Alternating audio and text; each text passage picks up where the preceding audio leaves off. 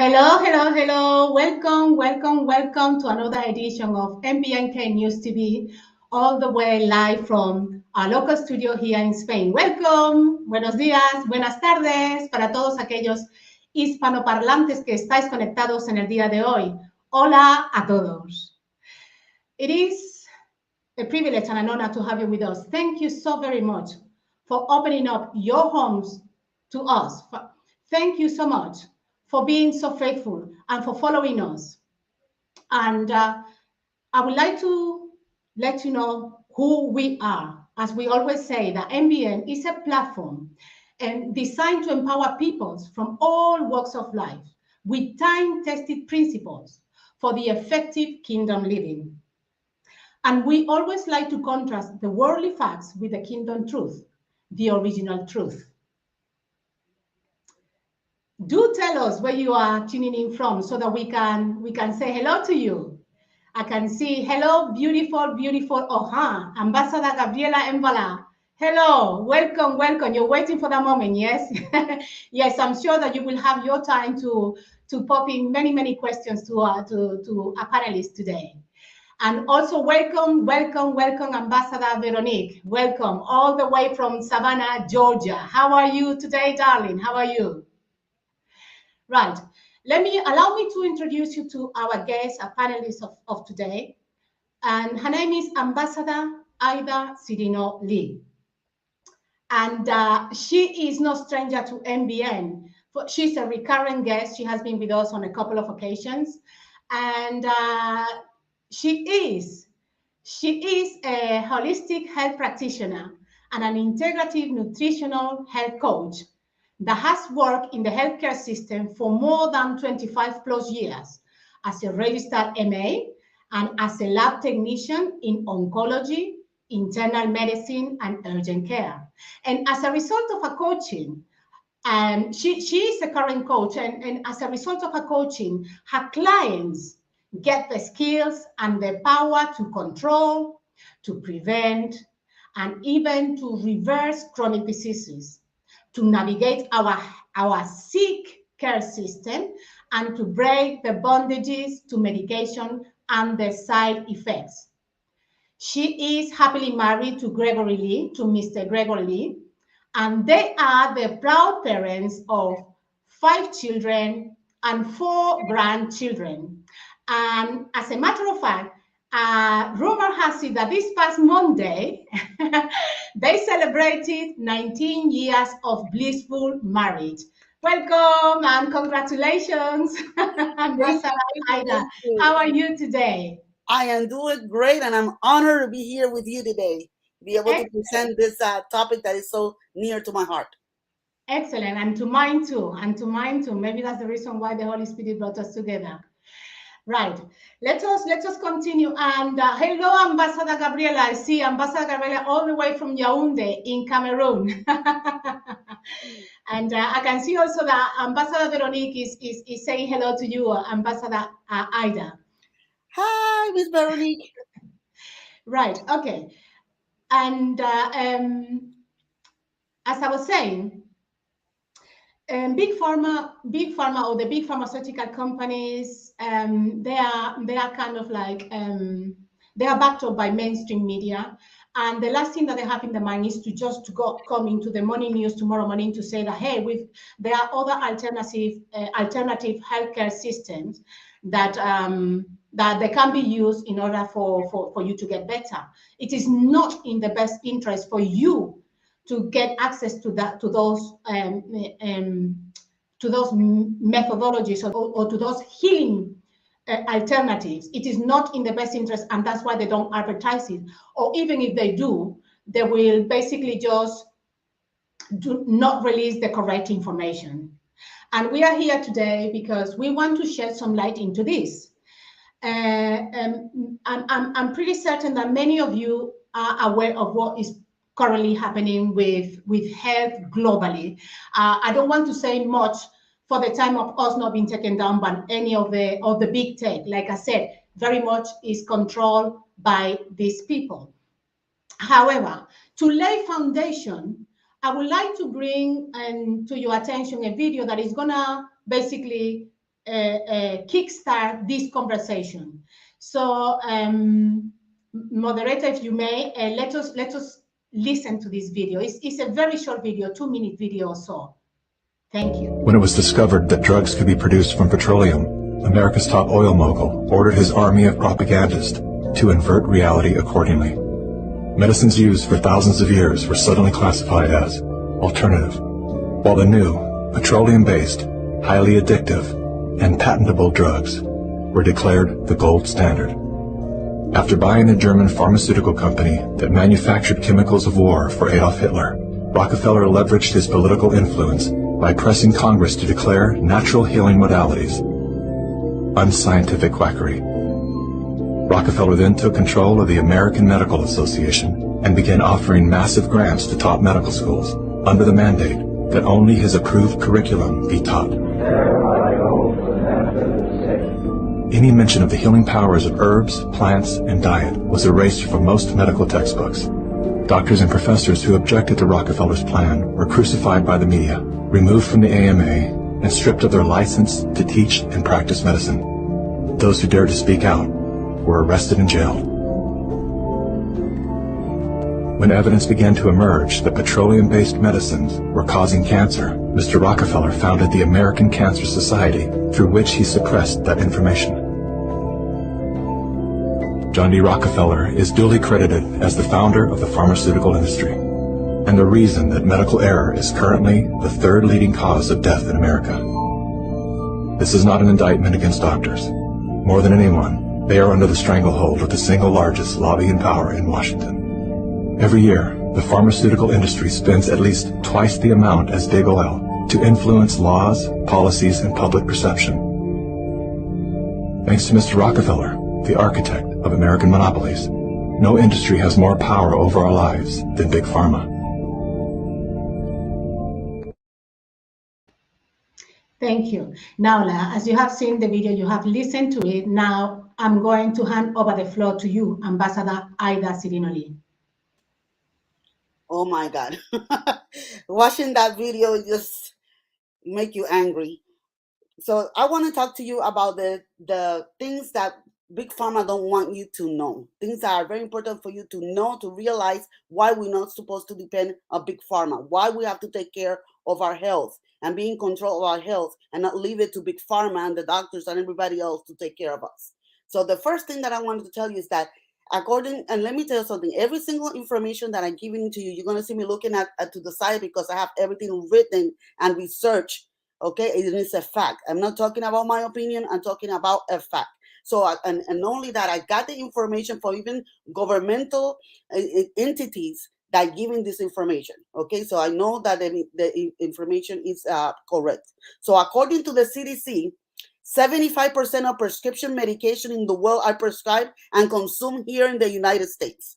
Okay, 75%. And 54 of those 75% I consume because somebody give a medication to somebody. I got leftover antibiotic. Let me give it to my cousin because my cousin is sick now. I'm going to give it a leftover antibiotic without you knowing how can that affect that other person. Okay? And they said that in the United States made $101 billion only on the 20 most famous, most common use medications in 1 year. 101 billion. While the rest of the world combined only made 57 billion. Do you hear that? We in the United States are using double the amount that the whole rest of the world use in medication. Why we wonder that the people here in the United States are sicker than the people outside the United States? That's something very important. That's the very first thing that you need to know. They all about money.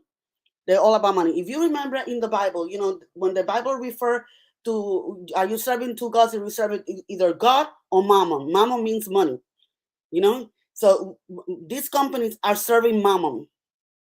And they're not serving God. They're not here for your best interest and heart. They're not in the best interest. And then now to add into that, our medication and the raw materials that they use for our medications here, they come from China, and they come from India. Okay, and the FDA, which is the company that regulates the medication, they are regulate when it comes to approve if the medication is going to be in the market, but they don't regulate every batch of medications that are coming in. So who knows what that medications are or the raw materials are going through the traveling over to get over here, or what is happening over there in China. What will happen to us if China decide that they're not going to send no raw materials over to America because they're in a fight or in war, like it's happening now in Ukraine and Russia. So that's another thing that you have to take in consideration, that we don't know. That's not everything is not made here in the United States. Another thing that we need to know is that according to Harvard University Center of Ethics, okay, they review hospital charts. Okay, they went into different hospitals and they review hospital charts, and they find out, okay, that 840,000 patients, okay, that are already hospitalized in the hospital, okay, suffer adverse reaction to a medication, and 1.9 million patients get hospitalized because of adverse reactions. That makes it 2.74 million people that get sick and end up in the hospital just because of adverse reaction. Now, this is adverse reaction from medications given for the right diagnosis, in the right doses, for the right reason. They are not combined with any other medication or anything like that. They were given right. That doesn't account for the medical errors. That doesn't account for the wrong medication. That doesn't account for wrong combination and reaction because of two different medications. We're talking about the medications that are given right. And out of those 2.74 million that are hospitalized because of adverse reaction, 128,000 die. That's a lot of people that die. And let me tell you, I am a witness of this. My husband on 2020 was given an antibiotic for an UTI that caused an adverse reaction, break down all his muscles. There's a test called CK that check how much of a muscle breakdown that we have in the body. We're supposed to have less than 100, and he had 19,000. Caused liver and kidney failure. He ended up in dialysis. For a medication that was given for the right reason, but what happened is that the doctor doesn't have time, and there's nothing that will advise the doctor. The doctor know that medication is for the UTI, and he might remember some things and some specification about that medication, but not everything. When I did my research, that particular medication not supposed to be given to anybody above 60. They're supposed to be given for a person that have a regular UTI and no complications, not yet in the kidneys or anything like that. That medication didn't supposed to be given. And here goes all this adverse reaction, everything that happened, and the bill only for him being in the hospital at that time was $53,000. Okay, so it is very, very, very important us to know what are we putting into our body. Another thing that Big Pharma don't want you to know is that Big Pharma contribute heavily to the Food and Drug Administration. Okay, they do it through application fees. They do it because what happens is that they give more money. They also do it. Another thing that happens is that they have what they call the revolving board. They have people from the Big Pharma that work in the FDA and people from the FDA that work in the Big Pharma, so they know how to get into it. They even have an advisory. The Big Pharma have an advisory team that let them know if something should be approved or not, and they still override what the advisory. A couple of years back, there was a company called Biogen, okay, that created a medication for Alzheimer's called Alduhem, and the advisory team said that they don't want to approve it, and FDA still approve it. Why do this happen when you know that the medications have all these side effects and all the things that can cause ill and death and stuff like that? You know why? Because even when these companies get sued, they're still making a lot of money. For example, they have paid, Big Pharma have paid over 35.7 billions in suits and things like that, in verdicts and things that they have been sued. But do you know that they still make a lot of money? For example, there was a company that it was called GlaxoSmith and Johnson & Johnson that were sued because of Paxil, Wellbutrin. That was depression medications that were marketed wrongly. Okay, they were marked wrongly, and they had to pay $2.2 billion in damages. But they still made 24 billion billions, okay, on that medication anyway. So for them, it's okay to say, okay, I'm going to put the medication. I know this is going to cost this, but by the time that they find out and whatever fee I have to pay back, it's still going to make a lot of millions more. So why be in the lookout for the people when I can make more money? You know, it made no sense. Make no sense whatsoever. They just do it anyway because they know they're going to make more money anyways. And the list of companies that are being sued and they still promote the medication anyway until that happens. And the thing is that they don't remove it. What they do is, let's say, okay, for example, there's a medication like Biox. They took it out of the market completely because of causing heart disease and heart attacks and strokes. So what they do, the competition made a custom medication that is similar to it called Celebrex, but now they put a how you call that? They put una advertencia, she said in Spanish, but it's like an alert. They put an alert that can cause that. So now the doctor will know not to give it to somebody that have a heart condition. But what about the person that doesn't have a heart condition that might get it now? You know, that might get it now. So that's how they work. They're not here because of your good. They're here because of their pockets. Okay. And the sad part about this is that, you know, that they get money from us. We are the one that giving them the money to do everything that they're doing. Do you know that according to the NIH, which is the National Institute of Health, okay, between 2010 and 2016, Big Pharma obtained $100 billion in NIH research project grant. And that grant money is coming from our taxpayer, okay? So they receive from the government. The government is telling us this, all the wrong things that they're doing, but they are the one giving them the money to do what they're doing, okay? So they gave them $100 billion so they can do research, okay? And in that period of time, between 2010 and 2016, they created 2010 new medications, okay? And then they not only get the money there, they get tax breaks for developing and research. And they get tax breaks also for marketing and advertising. Can you believe that? They get money back. They get money from the government to make the medication. They pay the government in order for them to get the rules and regulations that they want. Do you know that they pay the government in order for the Medicare not to be able to discuss or negotiate the prices of medications? So now the medications are so expensive that the people that really need it cannot afford it. For example, there's medications like insulin that if a person is type 1 diabetes, that means that their pancreas are not making insulin. They need this to live. They need the insulin. There's no way. There's no other way. They need to. There's not even. I don't know yet. Okay, of a natural insulin, but I'm sure that there's probably something. But I don't know myself yet of a natural insulin. But they need the insulin. Do you know that a bottle of insulin costs over $300? Okay, so if you have private insurance, then might be that your copay will be $50-something, but there's some people out there that doesn't even have the $50-something to pay for it. And what they do, they titrate their dosages to make their insulin last more, causing damage to their body, damaging their organs, and some of them dying because they are rationing their insulin.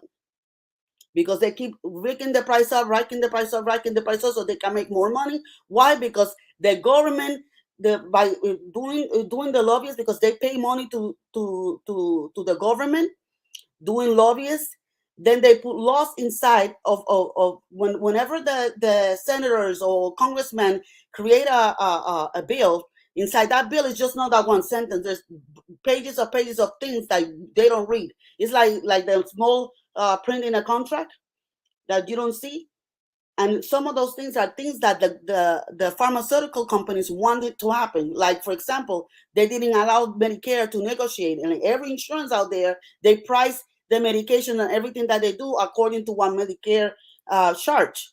So if they don't allow Medicare to negotiate the price of the medication, then the medication is not going to be high everywhere. And the bad thing about this is that they sell the medication to other countries outside the United States. Okay? And they sell it for a lot cheaper. That's why United States, a lot of people are trying to get, a lot of states are trying to get permission to be able to get medication from Canada because they're cheaper. So they're still making a great profit from over there. Why are they ripping us off here in the United States? Plus, they're very strategic when they make the medications and who they are marketing the medication to, because they get the money. They get money from marketing. They also get a tax break from marketing. Do you know that it's now during the pandemic that people were sitting home watching the TV? They have a lot more medication commercial. What they do with the medication commercial is that they put into people's mind that I need that medication. What they did was that because during the pandemic, they're saying that people that have pre morbidities, pre diseases like diabetes and arthritis and those kind of diseases, that they do worse when it comes to the virus. Okay, they do worse. So what they did is that they marketed those type of medications over and over and over and over during the pandemic, that people are sitting and watching the TV all day because there's nothing else to do. Okay, so that way the patient goes to the doctor and requests that medication. And that's another thing that we need to learn, people. We are not supposed to be telling the doctor what to give us. Stop telling the doctor, give me this. And listen, I worked 27 years and I saw that in a daily basis, where the patient is telling the doctor what to prescribe. And if the doctor don't prescribe anything, that's not a good doctor, because he doesn't give me anything. We had to stop doing that, because the pharmacy company is not here for our own good. Okay, so let me tell you what happened. You know that they even put more money into marketing during the pandemic. They have a medication called Dupixent, okay, that is for asthma, and they make sure that they advertise and that they talk about how much the virus have to do with your respiratory system. So you got to make sure that you take care of your asthma. So they put more commercials about this medication. In 2019, that's pre-pandemic, okay, this company only spent $199 million in advertising and marketing. But during the pandemic, that year 2020 only, they spent $409 million in advertising. The same thing happened with a medication for diabetes. Okay, this medication, they only used to spend 160 million in advertising prior to the pandemic. During the pandemic, that year 2020, they spent 196 millions. Do you know how much money did they make that year on that medication only?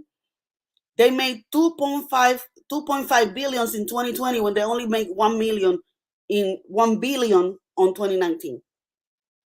Why? Because people are requesting those medications. They put it down into the mind of the people that are watching us. Even the music that they use, that particular medication or something that's for diabetes, they had that song, "Oh, it's magic." That's a song from the 70s that it was very catchy.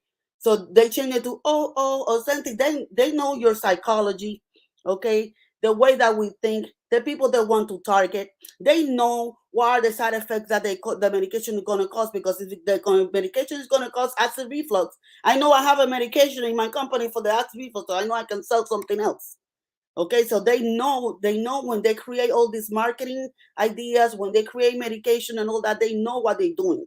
They're not doing it just to help and to make our health better. They're doing it for their pockets.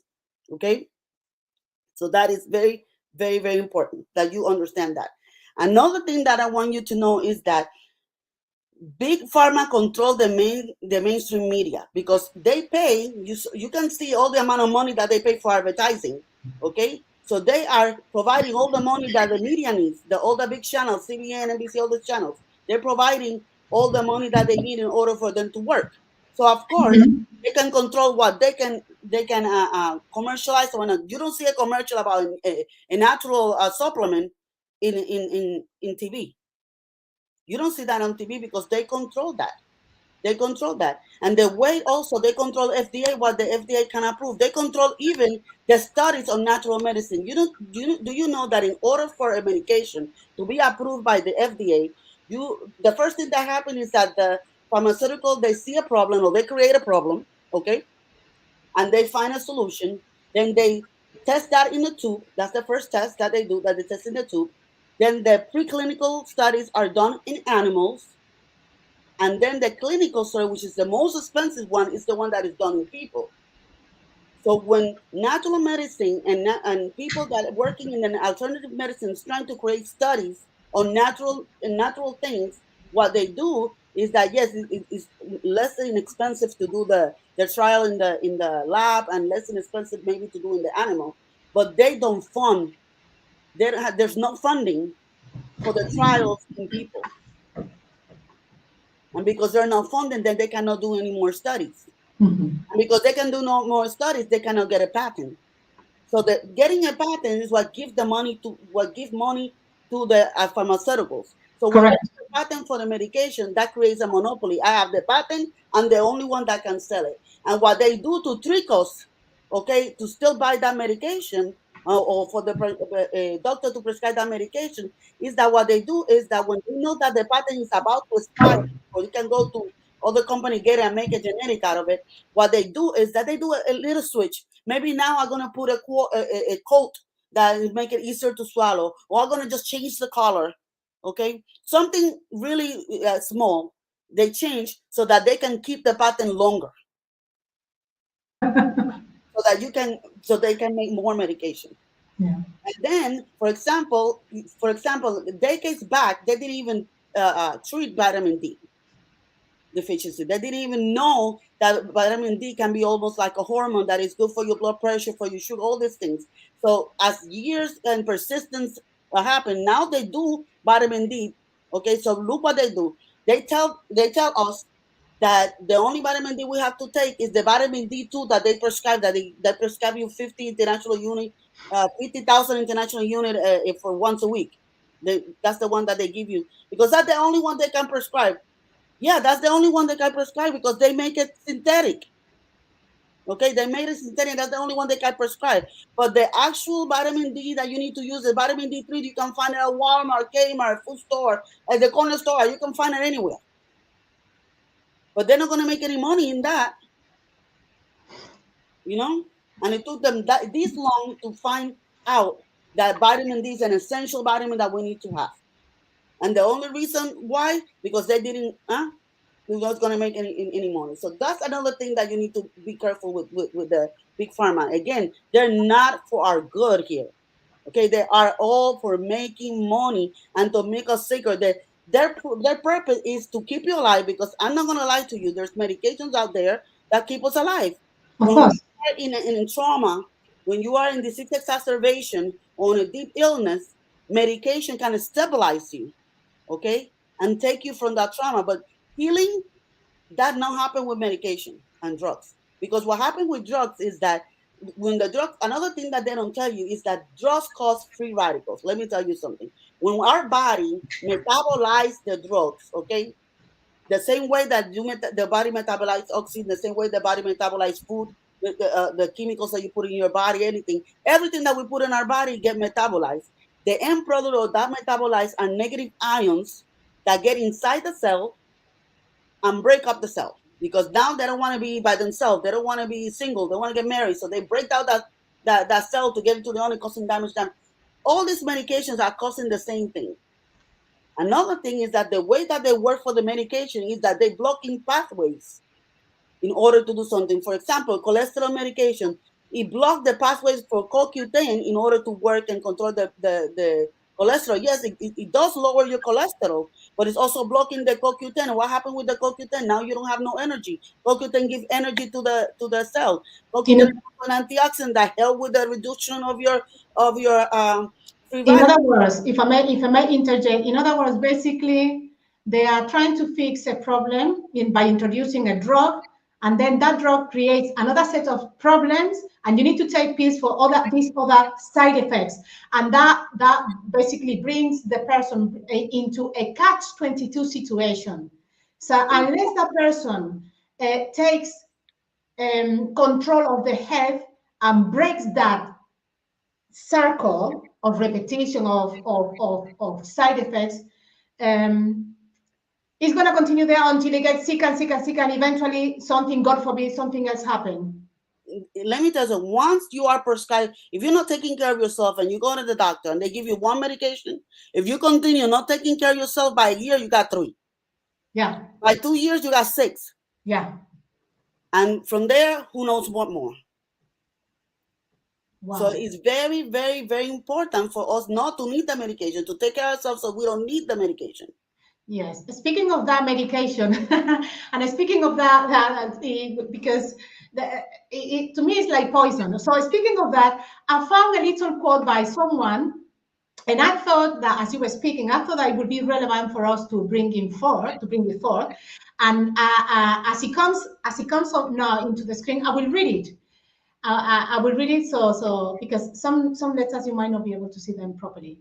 So it says, when someone wants to commit suicide in a movie, they often head right to the medicine cabinet for medical poisons. No one is trying to kill themselves by heading to the fridge and eating 4 heads of organic broccoli. And if a whole bottle of medical poison or pills can kill you, how can taking the same amount of poison over a longer period of time makes you healthy? It is time to start connecting the dots. And this quote was by Jason Christoph. Wow. Wow. That is So so true. That is so true. So what medication does is like they prolong life, but it's killing you slowly. That's why correct. you are Please, alive and please live longer. repeat that again. Repeat that again because I think that our viewers need to get what you just said. Medication Keep you prolongs. alive, but kill you slowly. It kill Yeah. you slowly. That's what they're doing. Let me say it in Spanish, just for the Spanish. Yes, please. Las Yes, medicinas please.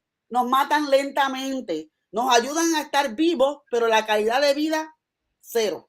Claro que sí, de verdad. Yo lo sé por mi padre, porque mi padre, and allow me to speak a little bit in Spanish for those Spanish speakers.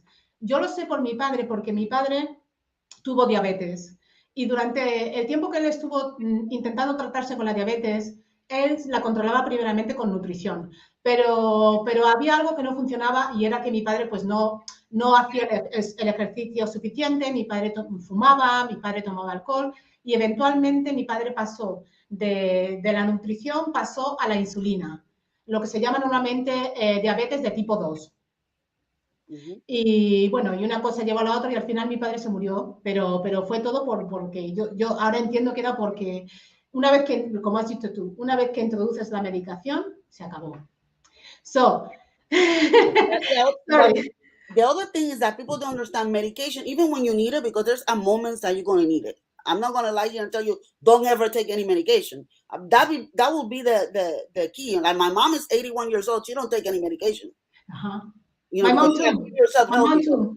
But if you need a medication is supposed to be a temporary thing. Solution.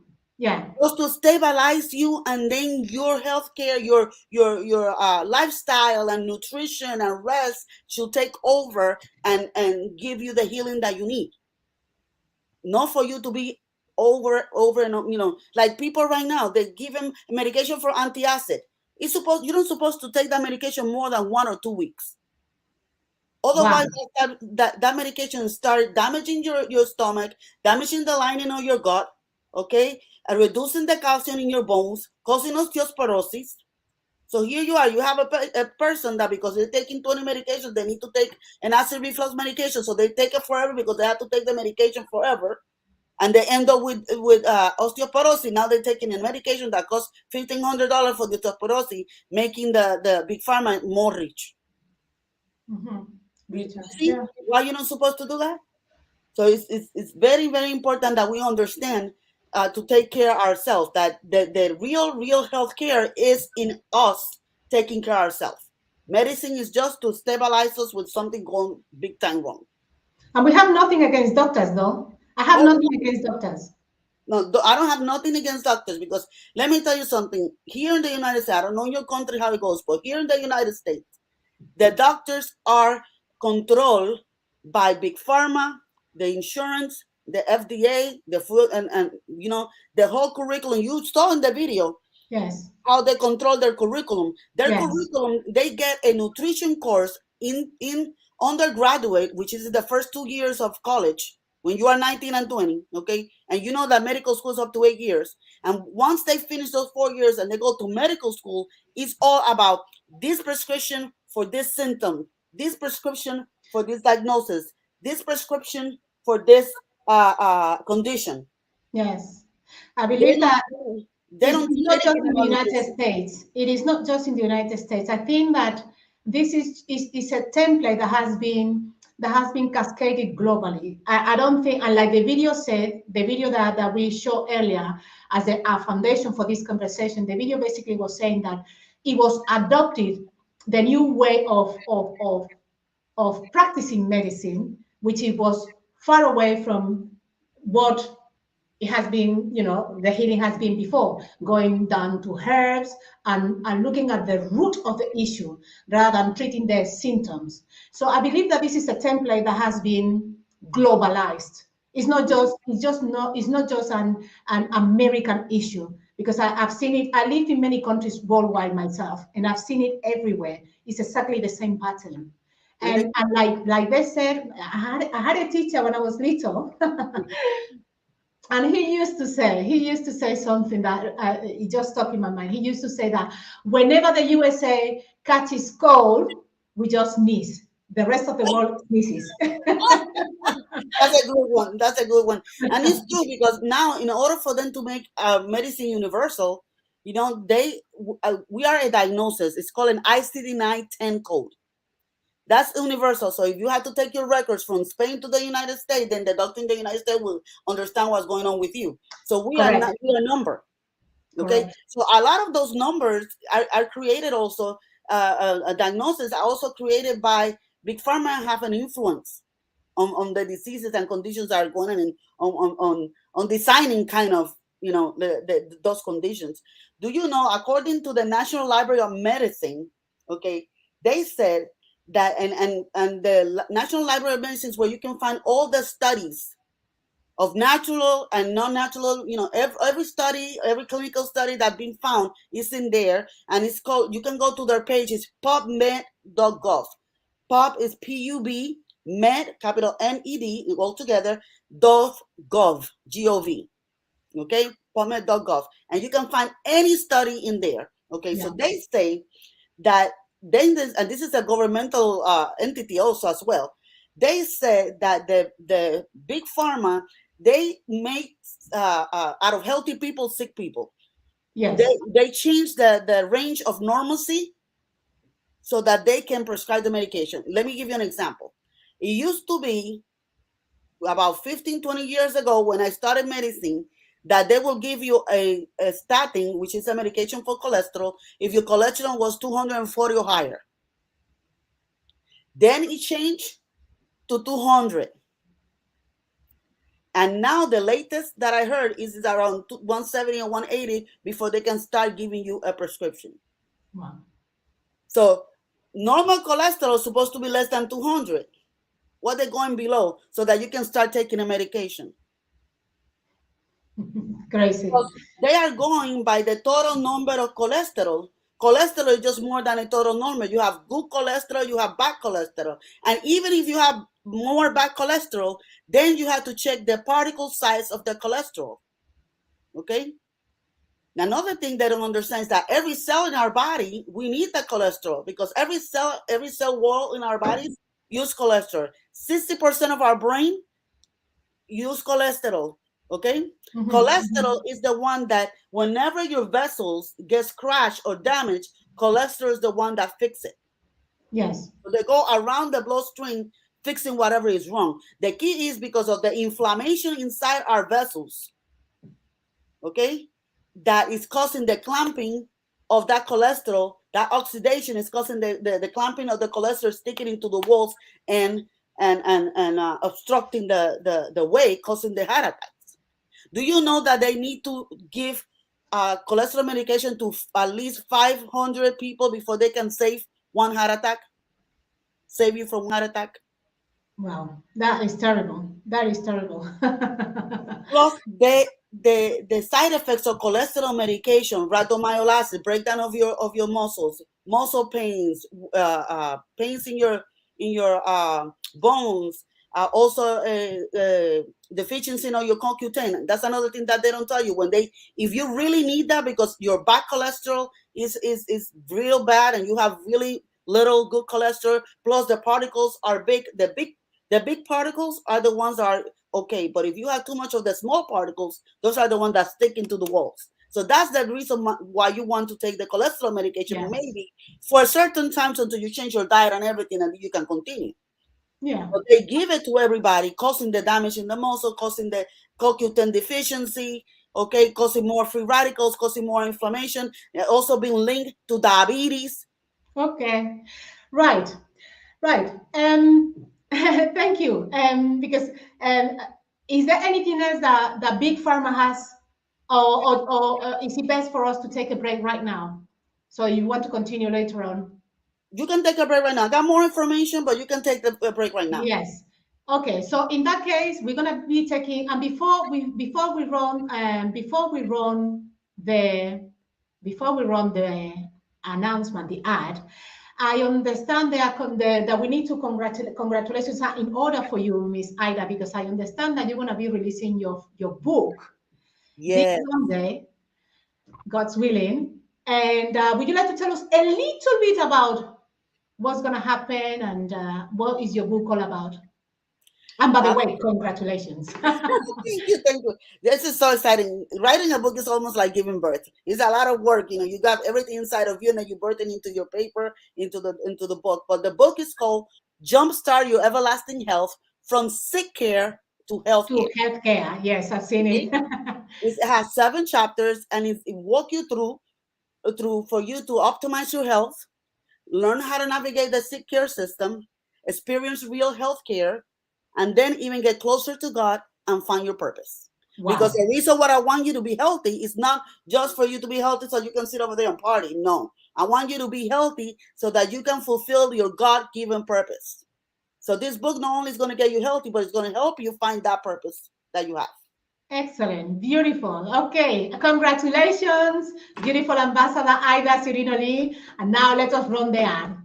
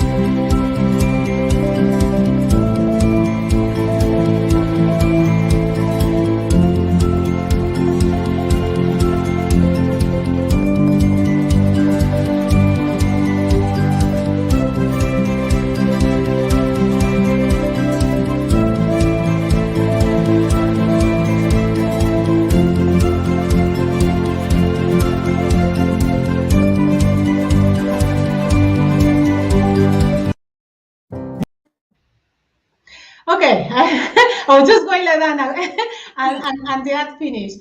Right, so we're gonna go back again to our topic today. Our topic today is Big Pharma, what they don't want you to know about your health.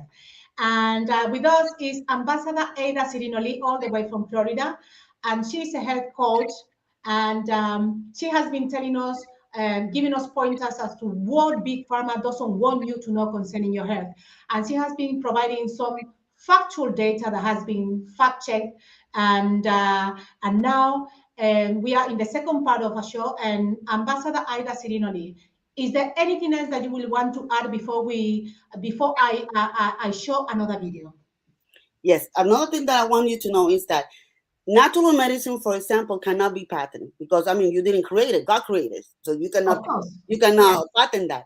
So what they do is that sometimes in some medications you can find that they use some ingredient for nature, but then they add some of the chemicals, or they create a synthetic version of it, you know, to be Yeah. able to prescribe.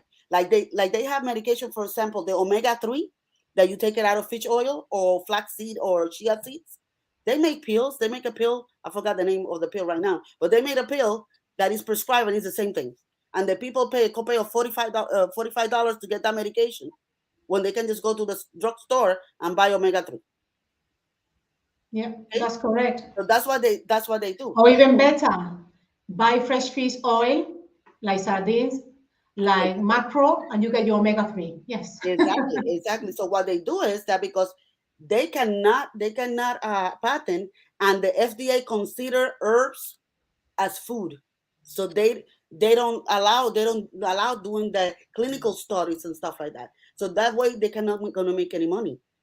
So what the big pharma does is that they create patents on all the creations that they do, okay, and the patent is what allow them to get the money and the tax breaks and all that kind of stuff to make the medication and sell it to you.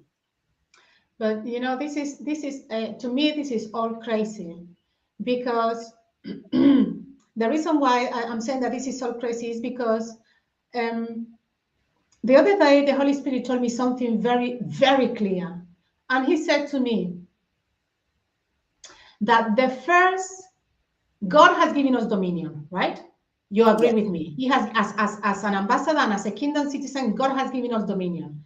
Therefore, the Holy Spirit told me the first thing, the first piece of real estate that I have given you for you to manage is this.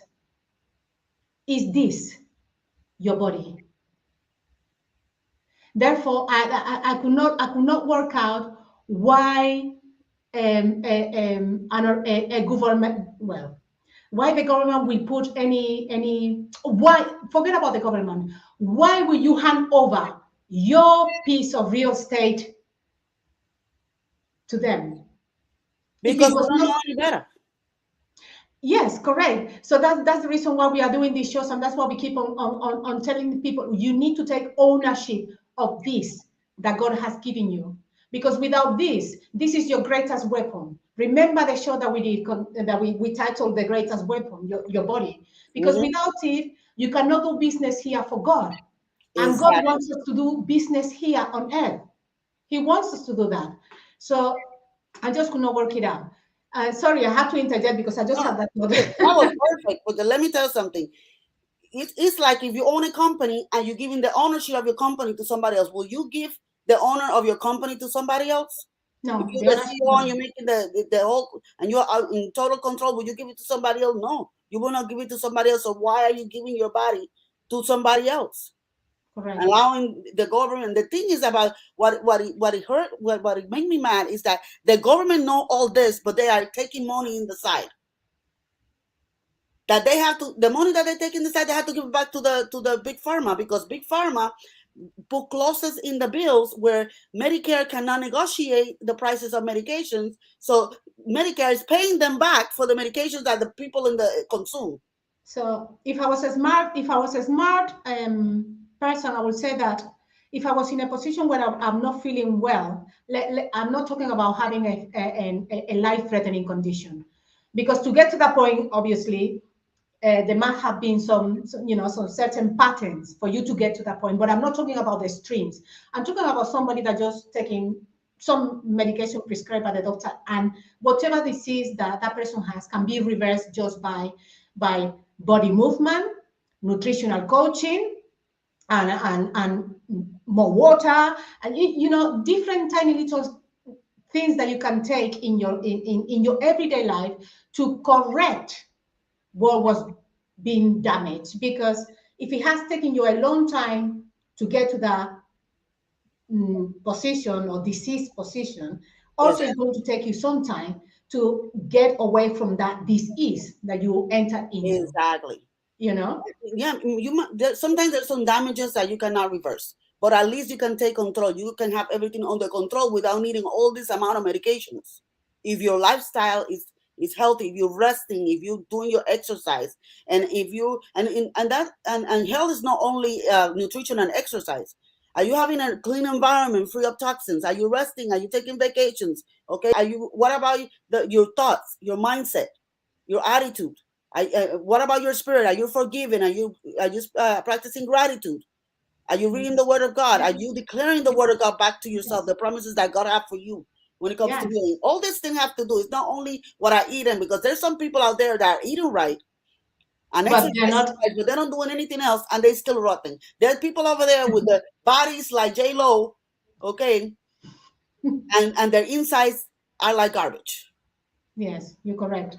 You're So correct. you really need to put in practice all these things so that you can release your bondages to Big Pharma. Later by later, correct. You understand? Little by little. Yes. It might be that you get to a point that you still need one medication, but one is a lot better than 20 or 6 or 7. You know, the least amount that you can have, the better. If you can be like my mom and like you that take nothing, even better. Even better, yeah. I am going to tell you my own experience. I used to be in 19 pills, just before I get all this knowledge that I have right now, okay? I used to be in 19 pills a day because of my blood pressure. Wow. And not all the medication was for blood pressure. Some of the medication, because this medication will lower my potassium, so I needed potassium. This medication will give me acid reflux, so I needed something for the acid reflux. This medication is lowering my iron, so I need my iron. This medication don't make me sleep, so I need something to sleep. You understand what I'm saying? Yes, completely. And I was like, honestly, I felt like a drug addict. I was like this. I don't know how I functioned all those times with all these medications. When I learned the power and control that God gave me upon my health, and I took it, that's when I see changes, and I was able to break out the bondage of those medications. That's correct. That's correct. And also, we said before earlier, we said that on the very first video, and also on the comments that we did afterwards, we said that doctors do not have. There are very good doctors out there that they're really trying to help, and doctors do play their role in society too. Do not get us wrong, but it's amazing to see how the tentacles of Big Pharma are in everywhere, to the point that they are not even allowing doctors to practice medicine. And for this, I would like to show you something. This is a doctor that had a meeting, had a private meeting with media. In that meeting with 2 senators of the United States. One of them was Ted Cruz, and the other one was, I believe, is Senator Ron Johnson. So let us roll that clip and see. I mean, there's so few of us who get a public chance to speak out, but you know, when you look at these mandates, they're using science to convince people of these mandates and the need for these mandates. The science isn't there. It hasn't been there for a long time. We know the data. I mean, they've corrupted science. I mean, I'm a physician, and when I look at the practice of medicine, all across this country, we're infusing drugs that are extremely expensive and don't work, some of which are toxic. The dangers of these vaccines and lack of efficacy of the vaccines, you can see it around the world, but not in the U.S. You know, they're now on record, the New York Times, they've hit data. They have not shared data with us. We've seen the data. When you look at U.S. data and you look around the world where they're more transparent, they don't match up. This is all about supporting a global vaccination policy. They've sold tons of vaccines and lots of medicines that don't work. There's endemic corruption in this whole response. When we talk about the failure, look how the U.S. has fared in the response to COVID. It's been a horrific failure. But a lot of people have made a lot of money. And I'm sorry to be a physician in society talking about corruption and money, but I've had to because I had a front row seat. I've been subjected to this. I've seen people die every single day. They land on ventilators because of ineffective and under treatment. Their early treatment's been suppressed. You know how many people have died, how many families have been ruined? And then I have people coming to me because their families in the hospitals and the doctors are doing really dumb stuff because they're using ineffective medicines and the people can see it. They keep dying. And they say, Doc, is there anything else you can do? I can't. Got to follow which comes out of some building in Washington, D.C. They're not letting doctors doctor. And I can see that. I've had to leave medicine. I've had to leave the ICU because I am not going to stand there and watch people die when I can't practice medicine. I can't give them things to save their lives. I mean, this has been this is too much. And I'm talking about the science in medicine. My friends, my partners here in the convoy, we talk about the lives, you know, that question. That question, we removed mask mandates, and you're happy about that? Like everything's free now? I got my wife who's a doctor. She's going to lose her job if she doesn't get a booster. They're still boosting, they're still vaccinating for a disease that's mild with a 2-year-old vaccine that has nothing to do with Omicron. This is insanity. We are completely lost our minds. I treated a patient yesterday. She's a pharmacist working in a hospital. She told me that the hospitalists are vaccinating COVID patients as they're being discharged. We've lost our minds. And the reason why we have done that is because nothing but unending propaganda and censorship. I don't know which of you guys are censoring the real truth and the real data, but it's happening. And when you do that to an... Wow. Wow. Wow. Well, I can only say one thing, like, I just saw a comment from Ambassador Veronica, and it's so very true. And she said that doctors are great. They really are great. And we have nothing against them. Like we keep on repeating, we have nothing against them. But we must not forget that our very first doctor is God. The number one doctor in your life is you, because nobody else knows your body better than you, and nobody knows how you react to things that you take into your body than you. And then your number third doctor then should be the doctor that you should go to in case there is something that you do not understand or something that has gotten complicated. But believers and beloved, sorry, God is a number one doctor. And I need to emphasize this. God is a number one doctor. And with the help of our governor, which is the Holy Spirit, will continue to speak to us and tell us what to do in each and every given situation. And now, I totally agree with you.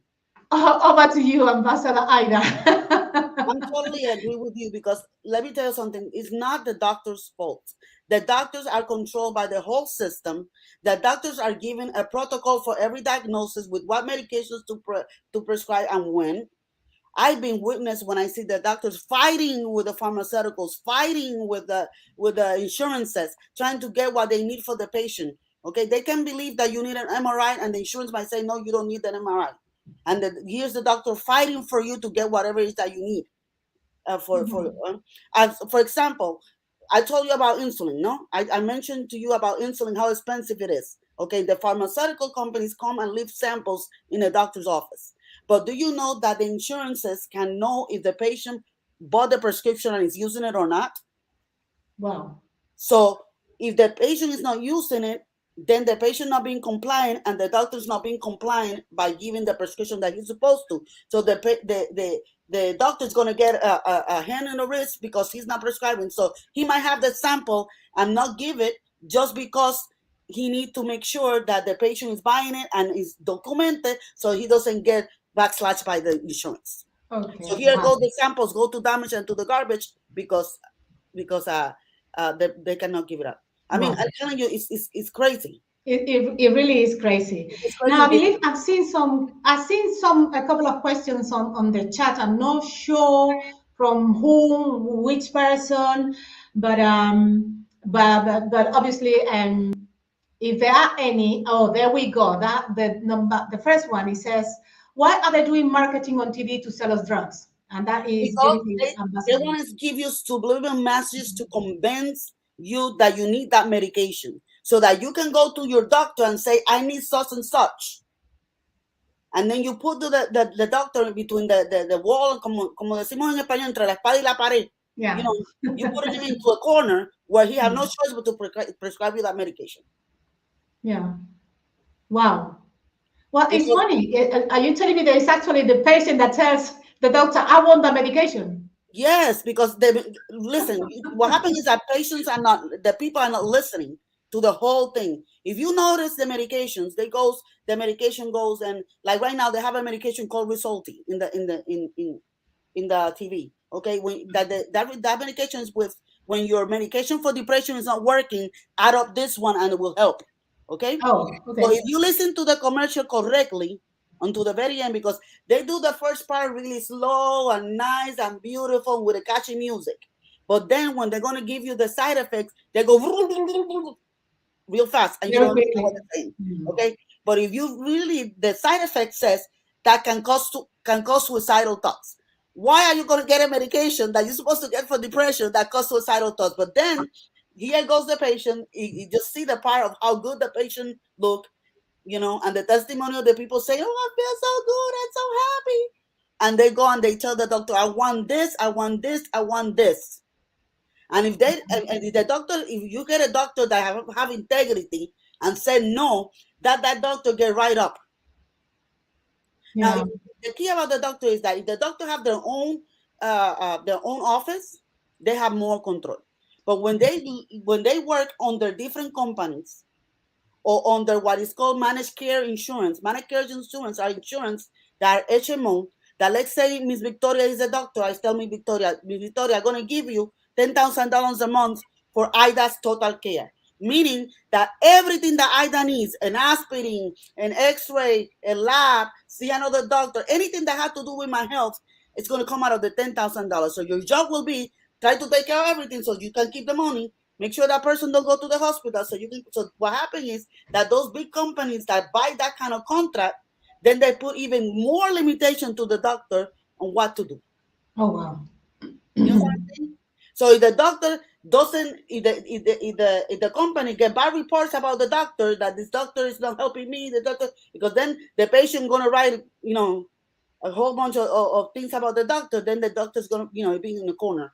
He's gonna be right there, like what I do, and then they end up giving. So pharmaceutical knows that this happened, and they work because why? Because of how the Bible said that we perish because of lack of knowledge. Because Correct. we are not learning about ourselves. We are not learning about health. We are not learning. We're not doing the research. So we get convinced by anything that nobody says. We get convinced.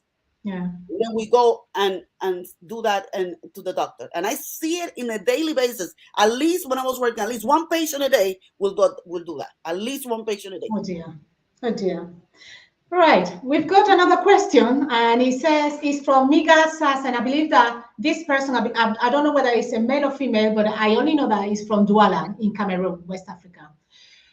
And this person is asking you, why so much pills in our bodies? Why so much pills? Because the pharmacy want you to buy the pills. So they created a pill for everything, for every symptom, for every condition, for even symptoms that you imagine, they have something for you to take. So the doctor prescribe you all those. And then we made the mistake that we take all these things all at once. Wow, that's another thing that is wrong. They give you 4 medication, you put it all. I remember my grandma used to do that. You put it all over here, and then she go and swallow all the medications. You know that you're mixing all these things, creating another chemical inside your body and creating havoc in your body. So that's the reason why we have so much pills. Wow. Because that's the way they make, the money. Right. Okay. Thank you very much for the answer. And now we've got another question from, again, the same person. And this person is saying, are they fighting each other just to sell us drugs? Of course, they have competition. Also, that the other competition is genetic versus the brand name. So what they do is, like I was telling you before, they monopolize so they can keep the patent. The patent's supposed to be for just 20 years. But okay, they do whatever they want. They can change it, or they can take 2 medications and combine it together to make a new one just to keep the patent so they can take it longer. Why? Because when the patent is expired, that allow any other company to make a generic out of that medication. So what is a generic? Let me explain to you. A generic have the same bioequivalency and the same pharmacology, but the incipient ingredients, those are the ingredients that are not active, okay, can be different. And that can be a whole different ballgame over here with the medications, especially for medications that are for high blood pressure, for the heart, or for epilepsy. Yeah. Okay, thank you so very much. And welcome, my dear Ambassador George, all the way from Germany. And he is just asking you a question. HIV still is a mystery, killing people around the world. Did people have been just refusing cure? I'm not sure exactly what he's trying to say with this question. So I'm not sure that he will want to rephrase it, or maybe we just move on to another question. I have something that I can tell him about. Okay, please go ahead. With my research that I did, it's not so much that people are refusing the cure. It's just that the medications that they have for HIV have a lot of side effects, tiredness, nausea, and all that good stuff. Now, this is what I found. People, a lot of people ask, do I have to, do I have to keep taking the HIV medication for the rest of my life? This is what I found with my research. We found that if the earlier you diagnose the HIV, let's say you know that you have an unprotected encounter last week. Let's say, for example, let's say you know you have an unprotected encounter last week, and you test yourself, at the right amount of time, and you find out right away that you have HIV, and you take the antivirals. Okay, when you take the antivirals quick enough, within 6 months you can be non-detectable. Why? Because you didn't give a chance to the virus to spread to all develop. the cells in your body, Yeah, to creating develop. reservoir. Okay, creating reservoir. So what happened now is that because they are in very little, now you can, in 6 months of taking the antiviral, you can become non-detected. And then you continue taking the antiviral, and if in 6 months from being non-detected, you continue to be non-detected, checking to yourself every month, and you continue being non-detective, they have found that there are many individuals that after taking it for a year and being non-detective, their bodies become what they call functional cure. Meaning that doesn't mean that they still have some HIV inside the cells, okay? Inside the cells. But their immune system have been strong enough because they caught it at right time and there's not that many reservoirs to be functional cure. Oh. Okay.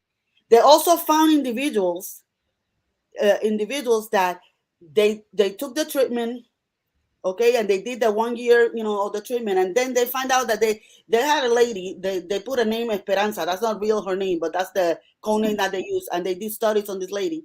They couldn't find the virus in any cell in her body after the year of the treatment.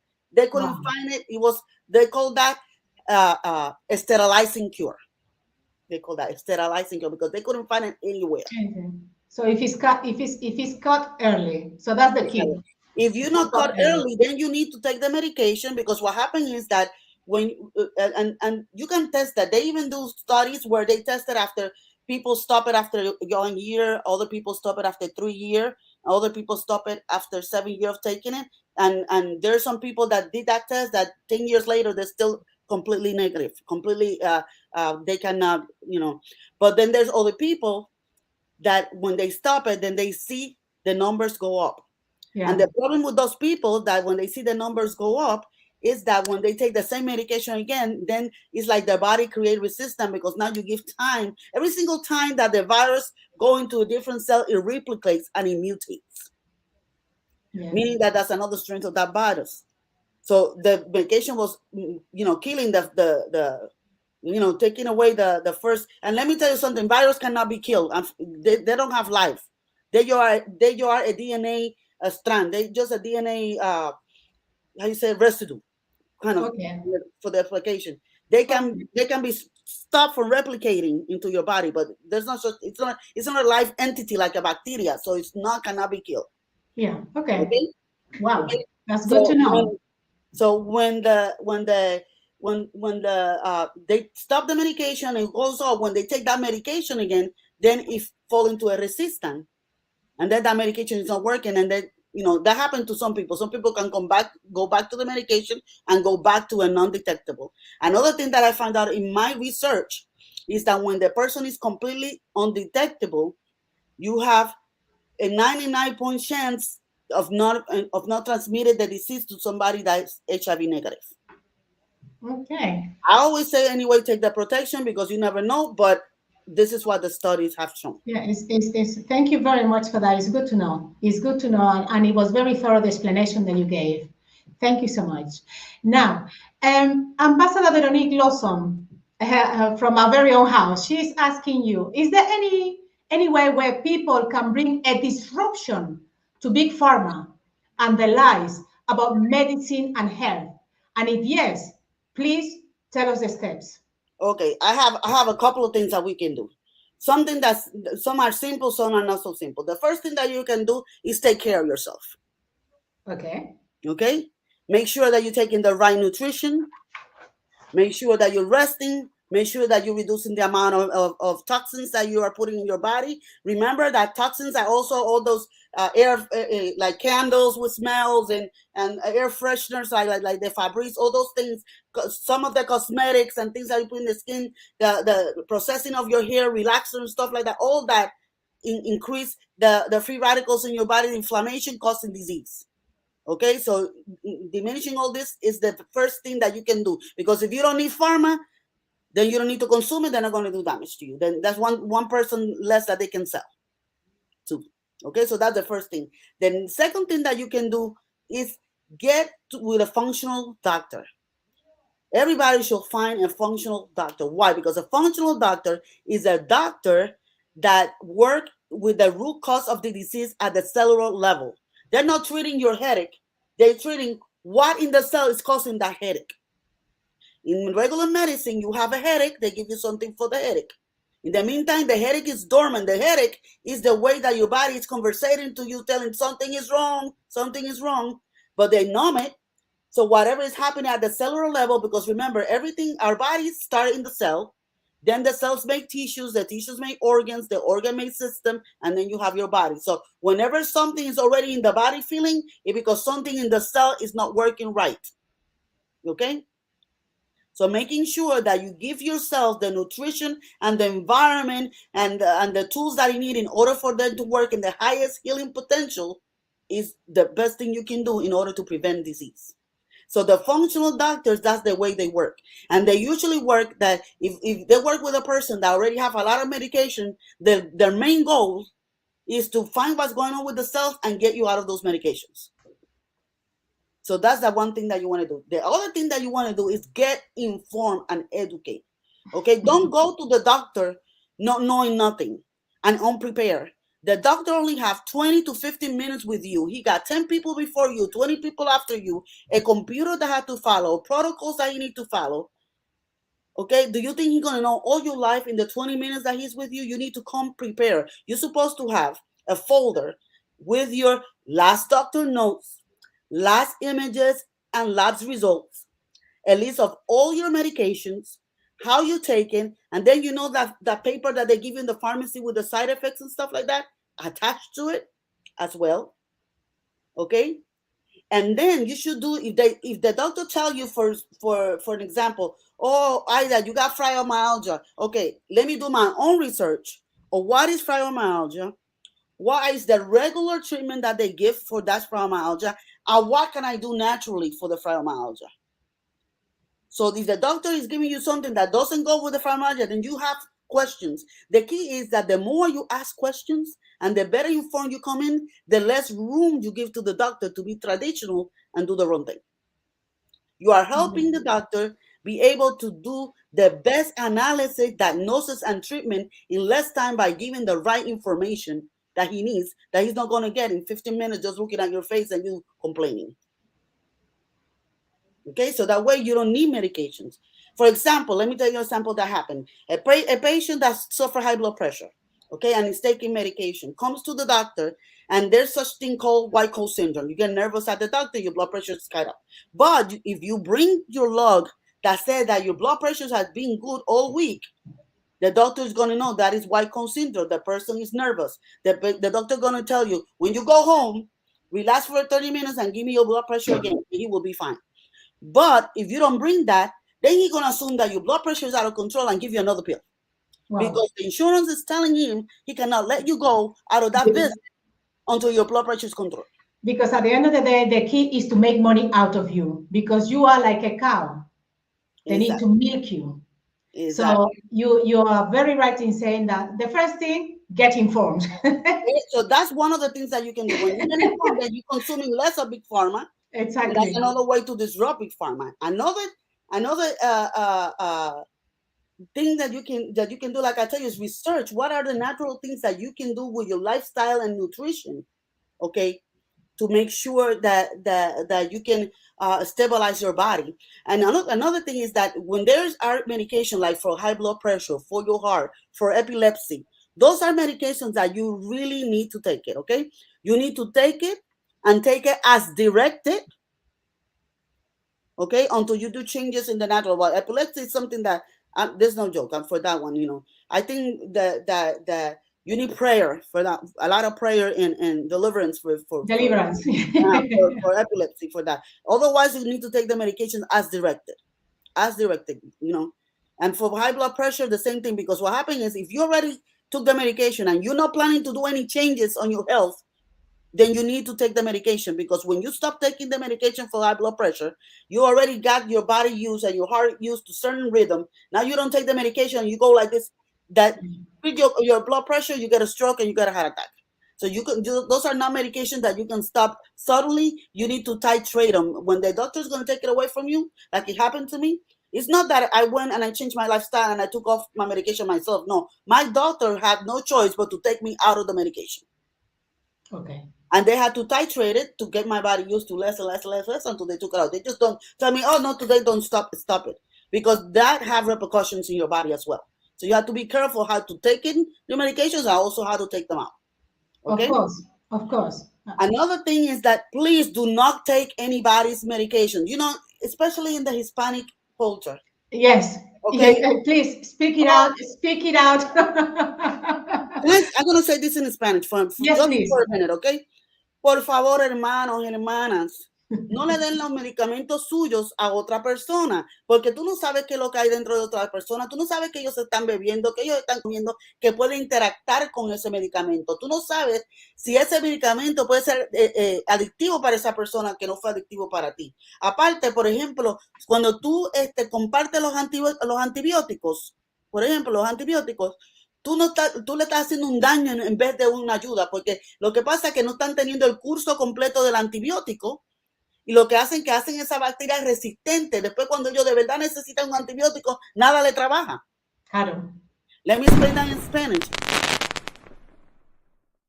Please do not share your medications with nobody else. Or do not ask nobody else. Let's say they give me this for the 2K. I only needed 2 and I have leftover 3 pills in the house. And now my son have a 2K. Oh, honey, come and have. No, you don't know if that person can be addicted to that medication. You don't know what they taking and eating can interact with that medication. Okay. And especially if it is antibiotics is something that is needed to kill bacteria. Okay. That is needed to kill bacteria, but you need to take the whole course of the antibiotic in order for the antibiotic do the work in you. Otherwise, what you're going to do is create resistance. So if you didn't finish it, you create resistance in yourself, and now you're giving the leftover to somebody else and create resistance to that person. Not to mention also that you don't know if they're allergic, you don't know if they interact with anything that they're taking and all that kind of stuff. Do not do that, because what that causes sickness and worse, giving more money to Big Pharma. Correct. Okay? So that's another thing that you want to do. Another thing, like we talked before, stop forcing your doctor for prescribing medication. If the doctor is telling you don't need it, you don't need it.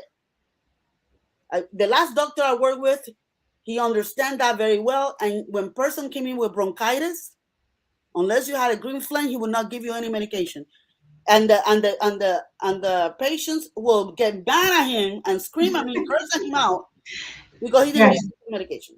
Yes. You know that taking the rest and doing all these natural things that he will give him would have been the end of it. And unless you have an infection, then doctor will give you antibiotic. But people think you have a cold, you need antibiotic, and you have a virus, you need antibiotic. Why? No. For a virus and antibiotic, that means a biological entity, a bacteria, something that is alive. It's not an antiviral. You don't need an antibiotic for a virus.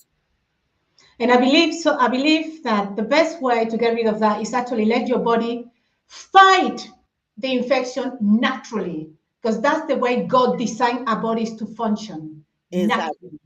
And you can help them by taking things like vitamin D3, quercetin, having some chicken broth, things that are going to naturally boost your immune system so you can work in a better state, but not taking an antibiotic. And then that's another thing. People go to the doctor's office, they have a cold, okay, they have a flu, and if they don't go out of there with an antibiotic, the doctor is the wordless. Yes, I've seen it. What they do is they give him a very low type of antibiotic, like a C-pack or something like that, just to get them out of the hair. Yeah. not knowing that it's causing damage into your body. Next time when you really Yes. need a CPAP, it's not going to work. So, Ambassador Aida, please repeat it. Taking unnecessary drugs is giving poison to your bodies. Exactly. Taking unnecessary drug is giving poison to the body, is causing disease and disruption inside your body. You want to cause disruption to the big pharma, not into your body. Okay? Correct. Another thing that we need is that every single time that you take a medication that you have to and you have to take it and you have an adverse reaction, report it to the FDA. Because it's true that big pharma is controlling the FDA, but when they have a lot of adverse reaction reports, a lot, they have to end up do something. So you want to report any side effect that you get, and then you go to www.fda.com/MedWatch. Also, when you get a medication, you want to go to Ambassador Aida, before you proceed, I need to ask you something on account of what you just said. You said that whenever there are really, really bad reactions, for people to report it to the FDA. Now, my question to you is, I understand that the FDA is also kind of like one of the tentacles of Big Pharma. So exactly. Are they going to do anything? Well, this is the key. The key is that when the documentation is above what they can handle, then they have no choice but to do something. And that's how they got Vioxx out of the market. That's how they do all the other suits that that they have done, because it went beyond. Even though that I think that the Big Pharma plan for these things to happen anyway. But at least less people get killed by it if they by the point that they take it out. So you want to make sure that you do that. Maybe if we do this more often and more people will report things, maybe more medication will be taken out. Maybe they're gonna have to. They end up really losing some money, and then they may have to tighten up the way they do things. And that goes back again to what you said. We need to get informed. Exactly. We need to get informed, because otherwise we are fighting a loose battle. Another way you can get informed is that my next thing is that you go to Drug Watch. There's a website called Drug Watch, and you want to check if the medication that they give you have any suing or any if it's going to court or anything like that, and for what reason, for what side effects and things like that, so that you can fight with the doctor. Let me tell you something. When my husband was in the hospital and he was in dialysis, okay, that your kidneys are the one that control your blood pressure. It's not your heart. Your kidneys control your blood pressure. So of course, because he's not working right, the blood pressure started rising up. So they needed to give something for the blood pressure to keep it under control, okay, at the hospital. So they give him this medication that the side effect of the medication is to retain water. Why are you going to give a person that cannot go to the bathroom, cannot urinate or release the water, give something that's going to retain water? Is the reason why you're doing the dialysis to take out the water. Yeah, you're right. But it wasn't because I'm informed of that. I was able to tell that to the doctor and made the doctor change the prescription. Who knows what would have happened to my husband? Yeah. This is how information helps you. Another thing that happened to my husband. I go to visit my husband. My husband, the day before, he was fine. This day I go, he's bloated. His tummy looked like he got 9 months pregnant. He got diarrhea. He got pain, abdominal pain, and he was a little feverish. And I tell them to check him to see what it is, what's wrong. The day before, he got a little pus by the junction where they put the dialysis tubes. So they had to clean that up and everything. So I said to the nurse, I think you need to check because something is wrong. Oh, no, it's maybe that he's a little cold. She put more blanket, and I didn't know that you can warm up the blood as it goes in when you're doing dialysis. So she did that. But the temperature was still rising and rising and rising. They're supposed to come and check this temperature. They will not do it. I will take a machine, another room, and do it myself, because they even took the machine out of the room, so I would not check his temperature. But I didn't care. I went to another room. I took the machine. I took his temperature anyway. Check his temperature. And at the end, I said that it's really coming high and high and high. I had to go in there and fight. And I tell the doctor, listen, yesterday he got pus in there. You need to do a blood clot to make sure that he's not septic. Okay, he got diarrhea. You need to do a C. diff to make sure he doesn't have an abdominal infection. Plus, I know my husband's history. He suffered diverticulitis. You need to do the CT, making sure that now, because the immune system is suppressed, that the diverticulitis haven't flared up. Now, if I didn't know that, the doctors probably would not check that. They probably would check the blood and would check the stools, but never done the CT scan because I wouldn't tell nothing in the story, and he wasn't not there for that, so they would not check it. So that's how important. Because when he came back, he did have C. diff, and the diverticulitis was flare up. So it is really important. And you see how important it is, and that information make him not needing more medication because they were able to take care of it on time. You know what I'm saying? So knowing the information is a must in order for you to fight against Big Pharma. Okay. Excellent. And another thing that we need more kingdom citizens infiltrating the healthcare system. We need more kingdom citizens infiltrating the FDA. People with integrity, with word, okay, to infiltrate the government that will not take any bribes. Okay, they will take the time to read those bills and remove the things that they know that doesn't belong there. Yeah. Okay? Yeah, that's absolutely correct, Ambassador Aida Sirino. It is true that we need more. We need integrity in those organizations. We need integrity in the healthcare, or the sick care, as we call it, as you and I call it, the sick care. We really need integrity so that we transform that sick care into healthcare. If we really want to have a communal healthcare, because right now what we have is not health at all. That's just sick care. That's just sick care. Health care is what you do yourself at home. And then the last thing that we can do is that, read our word and find what healing herbs that the Bible talk about that we can use. Okay, and I gave you guys and I think Ms. Veronique posted already a link to Dr. Axe. Dr. Axe is a functional medicine doctor that is also a kingdom citizen, and he did a research and found 14 herbs of the Bible. Yes, the Bible, so that you can follow those and incorporate those things in your. Yes, we can see the link right now popping in the screen. Yes, and it's drax.com, Nutrition, the top 14 herbs of the Bible. So I will encourage all of you viewers to just go in and check this research that this kingdom citizen has already done for our own benefit. And like the Bible said, my people perish because of lack of knowledge. It is time for us to start getting knowledge. It is time for us to get back our health. So I believe that there is one more question that I saw popping in. Yes. I mean, Ambassador Veronique is asking, why do Big Pharma hide the ball with data? Why? Because they are the one that do all the clinical studies. This is the way it works, okay? When they're going to do a clinical studies, they are the one that fund let's say the university so-and-so is going to do the study. They fund the university. So now the university need money for their medical department, so they fund it.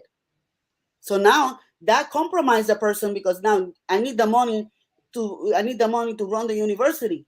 So I need to be lenient with what I said about the study. Okay, then they pay the doctors to refer candidates for the studies. Okay, then they have people in the government that are hiding things here and there.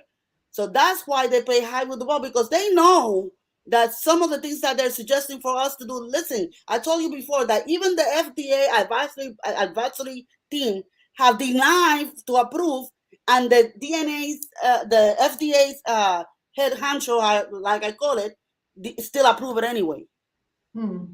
Because like you said, they have the tentacles involved everywhere, and they really know that they're doing wrong. But I feel now I'm going to talk about my opinion. Okay, I feel that they even know what's wrong with the medication and what's going to happen, and they already factor in their math, in their business, their losses when it comes to suits and things like that. Because let me tell you something, I'm a businesswoman, okay, and right now, when I do my finances and my accounting in my business, I factor for losses. I factor for the client that we might not click and I will have to reimburse the coaching money back. You know, I counter for things that are going to give away already in my account and stuff like that. So, I'm sure they do that. I'm telling you that there are suits that they have done where they lost and they paid 2.2 billions of dollars to the people that were hurt, but they still made 22 billions on the medication anyway, and they continue working like nothing happened. Do you think that they closed up the biggest suit was the one with BIOS? That company is still working like nothing happened? Yeah, They make unfortunately. money. And they sue that, and then the competition still take that medication, and what they did, put more labels, warning labels on it, And still then sell just flock it into the exactly the market. same thing. Yeah. I mean, I'm telling you, this is This is just crazy. absolutely crazy, really is, and wicked and evil. I believe that there is one more question, I think, yes. And this question is from Ambassador Gabriela Mbala. How should we medicate ourselves to live like God prepared since Eden and avoid pills and drugs? What, like we were talking about, you have to do with your nutrition. People always say, this is another thing that when people read the Bible, okay, and the book of Leviticus, it gives you strict things of what to eat and what not to eat and all that kind of stuff. But the people kind of override them because Jesus already obeyed Yeah. fulfilled the law, and I don't. Yeah. Listen, And they say part of the Old Testament, and that has been Jesus gone also and over said with. Yeah. that he also said he didn't come to abolish the law. Mhm. Okay, he also said that. Yeah. And if the Lord allow us to have the Bible with the Old Testament and all that, it's for a reason. Correct. For a reason. Start following that. Start following that. Because not everything that, even Paul said that, not everything that is permissible is good for you. Correct.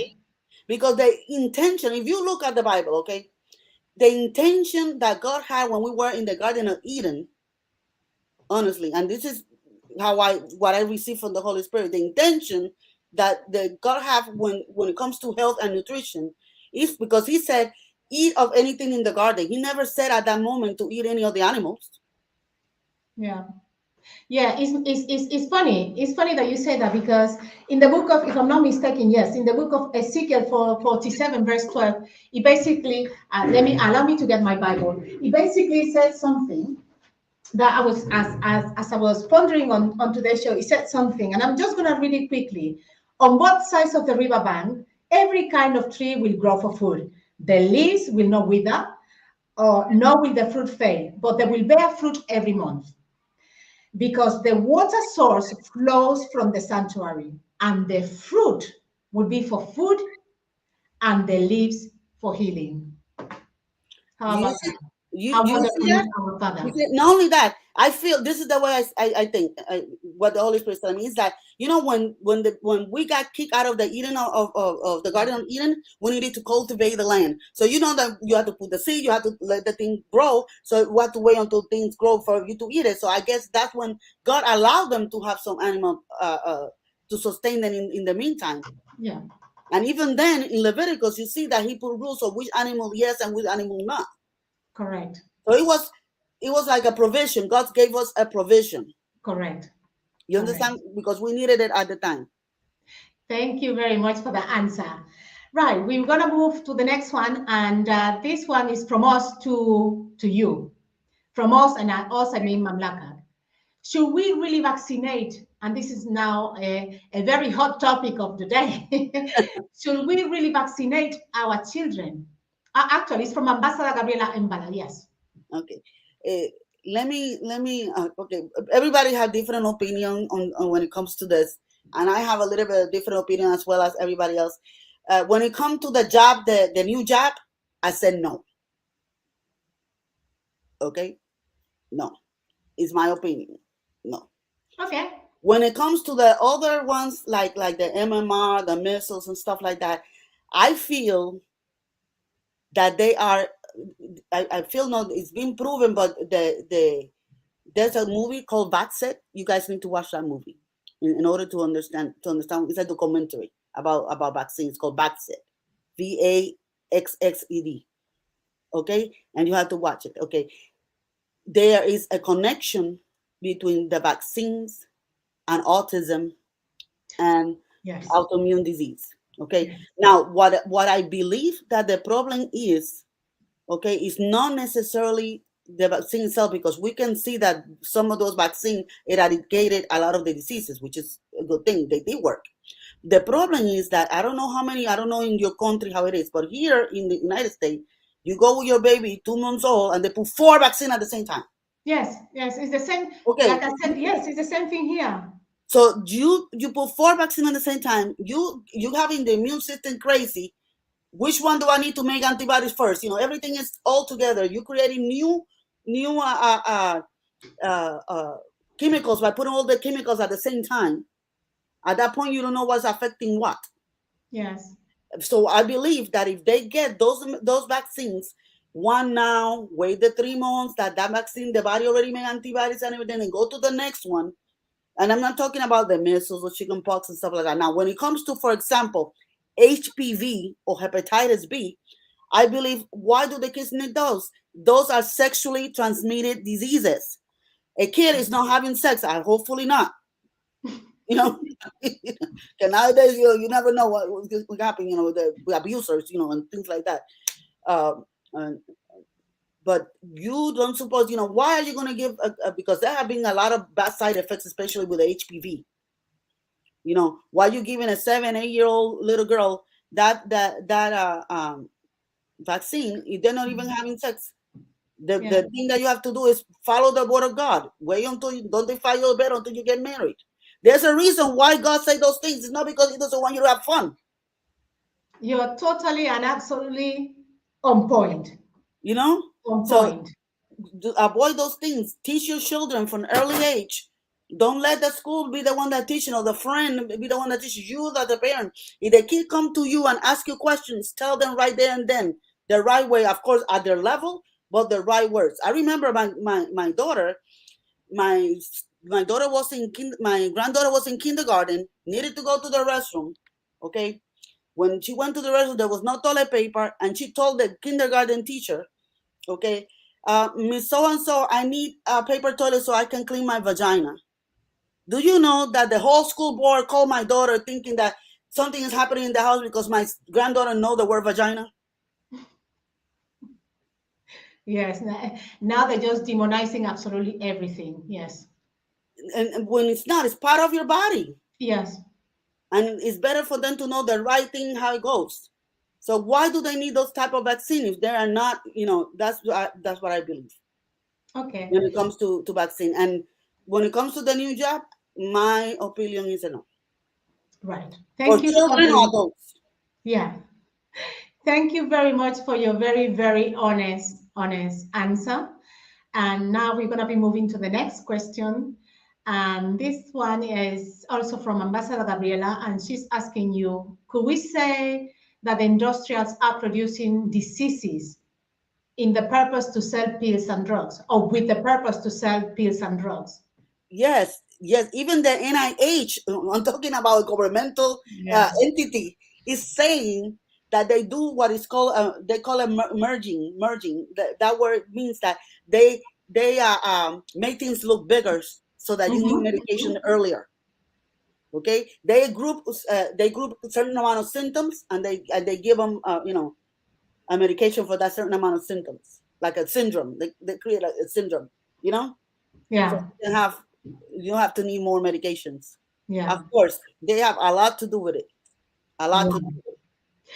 Wow. Well, I believe that we don't have any more questions, if I'm not mistaken. And everything that you have been sharing with us has been extremely informative, Miss Ambassador Aida. And do you have any final words before we end the show? Yes, my final words is, please, like I said, number one, take care of yourself. Okay. Number two, seek the word of God, what you have to. Not only, the herbs and the natural and the two, but also declare the healing that God promised for us in your word. Declare it back to yourself. God likes when you declare the word to Him. So that is very important. The other thing is that also, when it comes to the government, and when they put bills, like right now, they have a bill to stop the gouging of the prices, make sure that you get involved, that you read it, and you actually vote for those things that are going to make things better for you. You know, get involved for those things. Voting is very important so that you can, and also, please, all those youth over there that have, you know, get in contact with the Holy Spirit. Get direction of what you're supposed to do. What is your purpose? Because we need you, kingdom citizen. We need you in the government. We need you in the FDA. We need you in the NIH. We need you in the healthcare field. We need doctors with integrity. We need nurses with integrity, okay? That know exactly and do all the research, that you be knowledgeable. That's why the Bible said that we perish because of lack of knowledge. Because when you're not informed, then you take whatever. It's even go in church. Or you watching a preaching in a TV from some other pastor or whatever, that even go there. You say amen to everything, but you even haven't read the word. They might be saying a heresy over here, and you have no idea because you haven't read your word. Thank you so very much, Ambassador Aida. That, like I said, that was very, very informative, and well, this is all we've got time for. But before I go, let me just end up with something that the Holy Spirit gave me today through a friend of mine, through another kingdom citizen. And the Holy Spirit basically said, exercise is medicine. Fasting is medicine. Natural food is medicine. Laughter is medicine. Oh, yes. Vegetables are medicine. Sleep is medicine. Sunlight is medicine. Loving someone is medicine. Being loved is medicine. Gratitude is medicine. Letting go of offenses is medicine. Meditation is medicine. Reading and studying God's word is medicine. Singing and praising God is medicine. Eating right and right on time is medicine. Thinking right and right thinking with the right type of mindset is medicine. Trusting and believing God is medicine. Good friends are medicine. Forgiveness and forgiving others is medicine.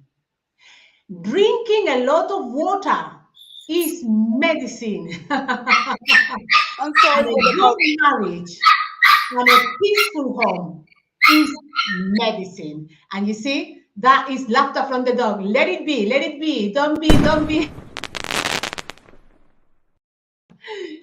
And last but not least, taking off of these medicines, and you rarely need the ones in pharmacies.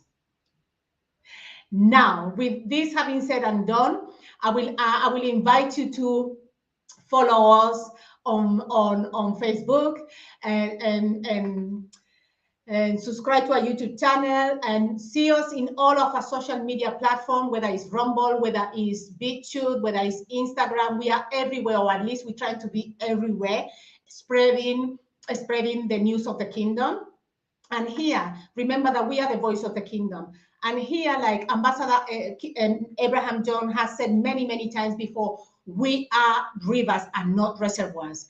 And like the rivers that we are, whatever that we learn, we like to share it like a river flows. So let the information flow. Be a media evangelist, like Ambassador Veronique always says as well, and share this broadcast, because it might help somebody. It might help start, it might kick the health start of somebody else, you know, in when it comes to the health. And now let us salute, as the queens that we are, Ambassador Aida Sirino. Let us salute, and we will see you at the top where the eagles are. Thank you very much for watching, and bye-bye. Bye.